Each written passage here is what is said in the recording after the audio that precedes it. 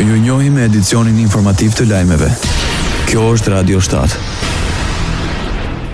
SBA pretendon se Irani vazhdon të jetë interesuar për arritjen e një marrëveshje. Apeli vjen nga zëdhënësia e shtëpisë së bardhë Caroline Levitt. Sipas saj, zyrtarët iranian kanë bërë të ditur se dëshirojnë të bisedojnë me Washingtonin.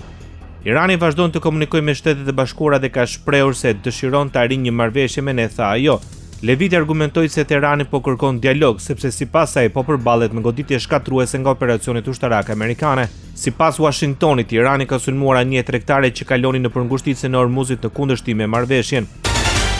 Presidentja e Komisionit Evropian Ursula von der Leyen është në pritje një bashkëpunimi të shkëlqyer me kryeministrin e ri të Ukrainës. Përmes rrjeteve sociale e theksoi se Bashkimi Evropian do të vazhdojë të mbështesë plotësisht Ukrainën në zbatimin e programit të saj ambicioz të reformave në kuadër të procesit të anëtarësimit në Bashkimin Evropian. Ajo nuk bëri asnjë koment lidhur me emërimin e ministrit të ri të mbrojtjes, një vendim që ka ngjallur kritika nga një pjesë e opinionit publik në Ukrainë. Zelenski deklaroi të dielën se po planifikonte një riorganizim të qeverisë për të forcuar marrëdhëniet e Ukrainës me partnerët kryesor ndërkombëtar.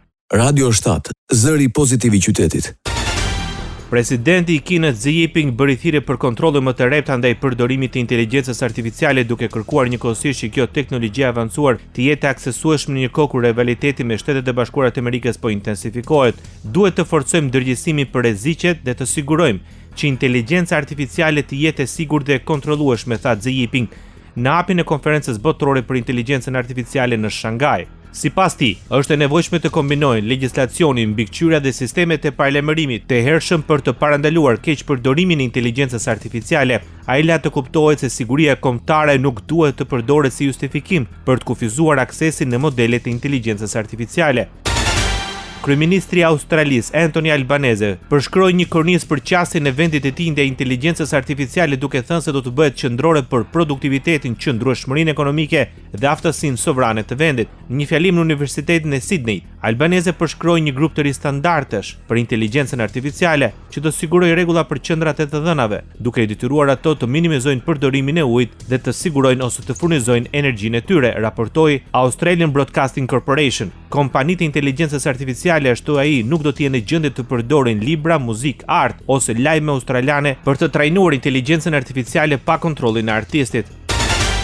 Do të ndalohet në Angli shitja e pijeve alkolike me përmbajtje të lartë kafeine për fëmijët nën moshën 16 vjeç, duke filluar nga prilli 2027. Në një deklaratë e qeverisë britanike thuhet se ligji do të bëjë të palishme shitjen e pijeve energjike që përmbajnë më shumë se 150 mg kafeinë për litër për çdo nën moshën 16 vjeç. Kufizimi do të zbatohet në të gjitha pikat e shitjes me pakicë, përfshirë supermarketet, dyqanet e lagjes, restorantet, kafenet, makinat automatike të shitjes dhe shitësit online. Sipas qeverisë, rreth 100.000 fëmijë në Angli konsumojnë çdo ditë pije energjike me përmbajtje të lartë kafeine.